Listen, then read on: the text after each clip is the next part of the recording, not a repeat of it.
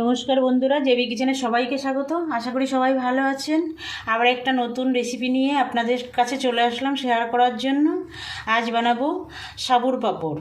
এই সাবুর পাঁপড়টা আমি বেলার ঝামেলাও নেই, রান্না করার ঝামেলাও নেই। এই গোটা সাবু দিয়েই আমি পাঁপড় বানাবো। এই দেখুন, কাল রাতে এই বাটির এক বাটি সাবুদানা নিয়ে আমি 4-5 বার ভালো করে ধুয়ে তারপরে এক বাটি জল দিয়ে এটা ভিজিয়ে রেখেছিলাম। আর এর জন্য আর লাগবে এই যে লবণ লাগবে। এটা আমি সন্দক লবণ নিয়েছি, কারণ সন্দক লবণ দিয়ে করলে এটা উপোসের দিনেও খাওয়া যায়। আপনারা নর্মাল লবণ দিয়েও করতে পারেন, কোনো সমস্যা নেই। আর একটু যে থালায় করব সেই থালায় তেল ব্রাশ করার জন্য একটু তেল নিয়েছি। এই সামান্য উপকরণ দিয়েই একদম দোকানের মতো মুচমুচে সাবুর পাঁপড় বানিয়ে নেব। এবার আমি তাহলে এই লবণটা দিয়ে আমি সাবুটা মেখে নেব। হাত দিয়ে মাখবো না, চামচ দিয়েই মেখে নেব।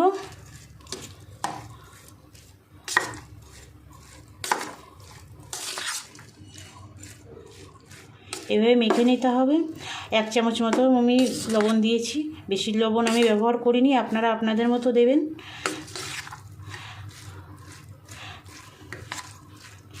আর এইভাবে এক বাটি জল দিয়ে ভিজালে একদম জলটা শুকিয়ে যাবে, জল আর থাকবে না, সাবুটাও সুন্দর ভিজে যাবে। সাবুটা কি ভিজেছে কিনা সেটা আপনারা এইভাবে পরীক্ষা করে দেখতে পারেন। এই দেখুন, আমি একটা সাবুদানা নিলাম, এই দেখুন একদম গলে যাচ্ছে, তার মানে সুন্দর ভিজেছে। এটা এইভাবে ভিজিয়ে নিতে হবে।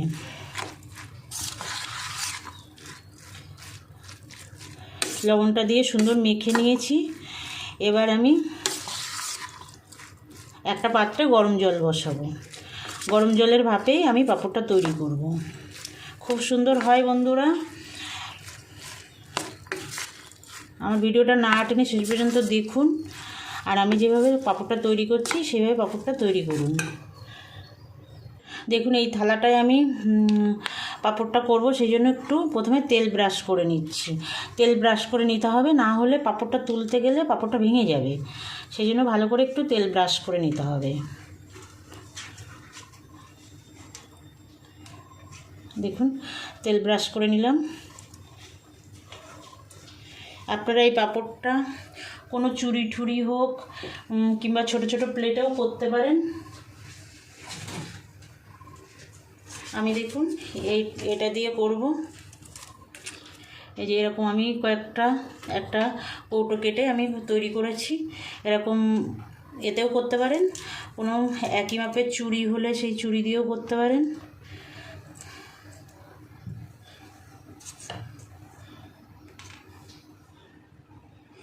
আমি সব রকমের সাইজেরই পাঁপড় তৈরি করব। এই দেখুন, সবগুলো বসিয়ে দিয়েছি। আমি এই যে 1 চামচ সাবুদানা দিয়ে দেব, দিয়ে একটু চেপে চেপে বসিয়ে দেব। একটু চেপে চেপে দিতে হবে। এই দেখুন, এইভাবে চেপে চেপে দিলাম।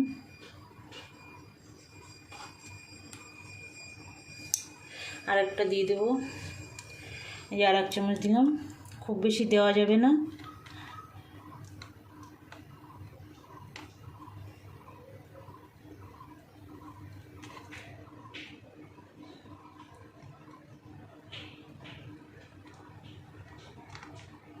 একটু চেপে চেপে বসিয়ে দিতে হবে বন্ধুরা। এই যে এইভাবে দিলাম। আমি সবকটা দিয়ে নেব। দেখুন বন্ধুরা, সবকটা পাঁপড় আমি সেট করে নিয়েছি। এবার আমি এইগুলো তুলে নেব। এই দেখুন কত সুন্দর গোল গোল হয়ে গেছে।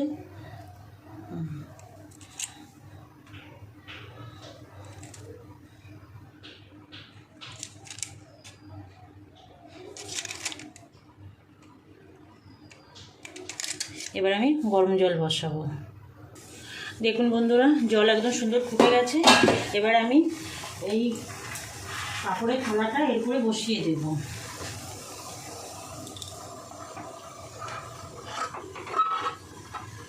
বসিয়ে ঢাকা দিয়ে রাখবো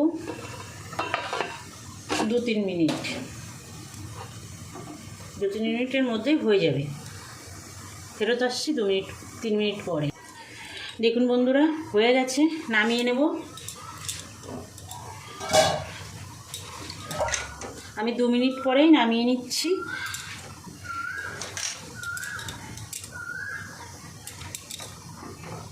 নামিয়ে এক্ষুনি কিন্তু থালা থেকে তুলবো না, একটু ঠান্ডা হতে দেবো।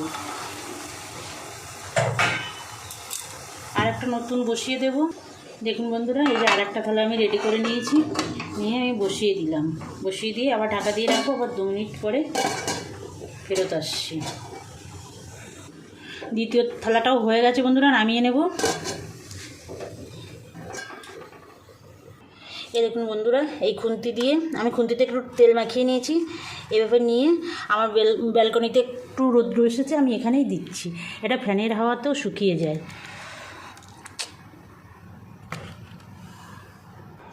এই দেখুন বন্ধুরা, সবকটা পাঁপড় আমি তুলে প্লাস্টিকের উপরে দিয়েছি, এই ব্যালকনিতে দিয়েছি। একটু ফ্যানের হাওয়াতেই শুকিয়ে যাবে, আর পারলে একটু ছাদে দেবো রোদ্রে। শুকিয়ে নিয়ে ফেরত আসছি বন্ধুরা। দেখুন বন্ধুরা, পাঁপড়গুলো শুকিয়ে নিয়ে চলে এসেছি। দেখুন কত সুন্দর শুকিয়ে গেছে। এবার ভেজে আপনাদের আমি দেখিয়ে দিচ্ছি যে কত সুন্দর হয় পাঁপড়গুলো। আমার 2 দিন লেগেছে। একটু রোদ্রে দিয়েছি, একটু ফ্যানের হাওয়ায় দিয়েছি, দিয়ে শুকিয়ে গেছে, খুব সুন্দর শুকিয়ে গেছে। দেখুন বন্ধুরা, একটা কড়াই বসিয়ে দিয়েছি, তেলও দিয়ে দিয়েছি। তেল গরম হয়ে গেছে, আমি ভেজে দেখিয়ে দিচ্ছি কেমন হয়। এই একটা পাঁপড় ছেড়ে দিলাম। দেখুন বন্ধুরা, দেখুন কতটা বড় হয়ে যাচ্ছে। এটা কিন্তু ভাজতে খুব ভালো লাগে। দেখুন কতটা বড় হয়ে গেল, আর খেতেও দুর্দান্ত লাগে বন্ধুরা। বানাবেন, দেখেছেন, মানে ডবলের থেকেও বেশি বড় হয়ে গেছে। খেতে দুর্দান্ত লাগে। আর এটার জন্য কিন্তু কোনো আলাদা করে সময় দেওয়া লাগে না, রান্না করতে করতে এটা করা যায়। এক সাইডে রান্না করছেন, এক সাইডে গরম জল বসিয়ে দিয়ে করে নেওয়া যায়। কোনো বেলার ঝামেলা নেই, রান্না করে তারপরে আবার রোদ্রে শুকাতে দেওয়ার ঝামেলা নেই। একদম খুব সহজে পাঁপড়টা হয়ে যায়, আর একদিন বানিয়ে আপনি সারা মাস ধরে খেতে পারবেন। দেখুন কত বড় হয়ে গেছে, ভীষণ সুন্দর। আমার তো এটা ভাজতে ভীষণ ভালো লাগছে। আরেকটা দিই। আমার না পাঁপড় তৈরি করতেও যতটা ভালো লাগে, ভাজতেও ততটা ভালো লাগে, খুব ভালো লাগে। যে পাইপের মতো যে পাঁপড়গুলো থাকে, ওই পাঁপড়গুলো আমার খুব ভাজতে ভালো লাগে। দেখুন কতটা বড় হয়ে যাচ্ছে। আর এটা আমি সন্দক লবণ দিয়েছি, এটা কিন্তু উপোসের দিনেও খেতে পারবেন।